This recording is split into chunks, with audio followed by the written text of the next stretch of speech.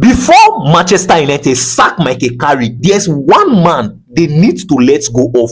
But if Manchester United are wise, they will use that man's word against him. Because now imagine you as a person now, you walk up to a store that sells snacks and you bought an egg roll only for you to find out that the egg roll is bad. Right now, you now pour all the blame on the sales girl, a common sales girl that her work is just to go there, pack the egg roll and sell. You blame the sales girl the first day, you come the next day, same thing. But at some point, you now have to ask, who is your madam that is allowing you bring out a sport egg roll to sell, right? Because that is exactly what is going on at Manchester United. Now, come with me. Let me give you the full story. Now, I am 100% convinced that you see Manchester United footballing structure need a change.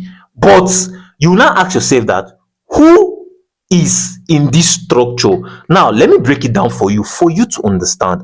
Now, if you look at Manchester United, they have who they call Christopher Vivell. And now, if you look at Christopher Vivell, he's the head of recruitment. He is what I call a well-experienced individual that has a track record on getting gems, like red gems. And you could see it in his time at Red Bull Salzburg and also RB Leipzig. Because you see, RB Leipzig have this thing whereby they get young players like undiscovered red gems, develop them, and in space of 2 to 3 years they sell them for a very huge fee. For example, look at Yondo Monday. Look at how much they sold Yondo Monday to Real Madrid.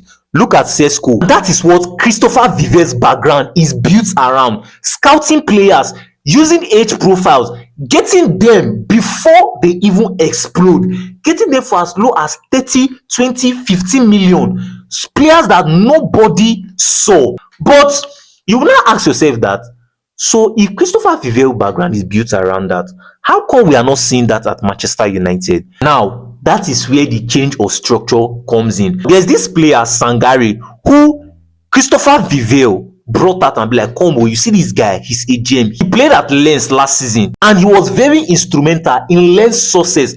And he told Manchester United that I have done my work on this guy. I've done my age profiling, scouting reports, data analysis, everything. I've done my 100% due diligence on this boy. And this guy is a born baller. If we bring in this guy, he will transform our midfield.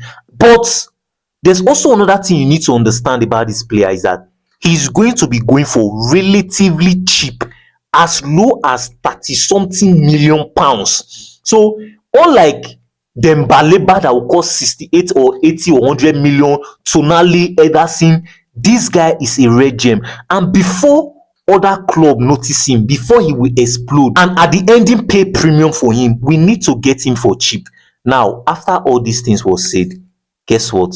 Jason Wilcox, who is Manchester United sporting director, look Christopher Vivell in his eyes and all his expertise and told Christopher Vivell that this guy is not good enough to play in the Premier League, that he's not Premier League proven, that he only wants to get Premier League proven players. But now, fast forward to just now, and you see Sangare was bought by Brentford and he played his first game for Brentford, a start.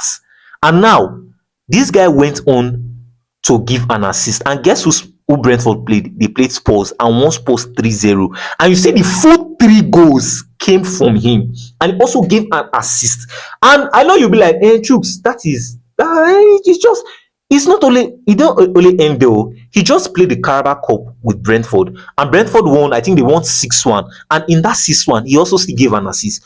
Put on a man of the match performance. Now you are seeing what Jason Wilcox made Manchester United to lose. You are seeing it. And now you see this guy, he will go on to be one of the best at performing midfielder this season. And now you see United, he has not exploded though. This season he will explode. And you see United now will not go for him at the ending of this season. Brentford will tell you 100 million, whereby we had a chance to buy him for as low as 30 something million pounds. But Jason Wilcox said no. Now, I want to take you back to what happened, like an interview Jason Wilcox had like months ago, whereby he said that, see, he's a manager at heart, and that is the problem he's having at Manchester United. Now, there's one thing you need to understand. Manchester United always sack managers, and now they need to use this his word against him and sack him. But the latest report that I'm hearing now is that, you see, Manchester United are looking to review Jason Wilcock's performance in this summer transfer window after the ending of the window, right? And they will now look at it that, okay, guys, should we keep you or we should sack you? But I know you will not be like, truth is a lie. They will not sack Jason Wilcock. It's impossible. Be there deceiving yourself. It's like you don't know that we had a director of sports before, or director of football before Jason Wilcock. We had Dan Ashworth that did only one summer transfer window with Manchester United, whereby he gave Eric Ten Hag a new contract. And after he gave Eric Ten Hag a new contract, they sacked Eric Ten Hag. And in less than how many months, what happened? They sacked Dan Ashworth from being the director of football for Manchester United. So, honestly speaking, I feel that that is the same thing or the same fate Jason Wilcock is going to follow.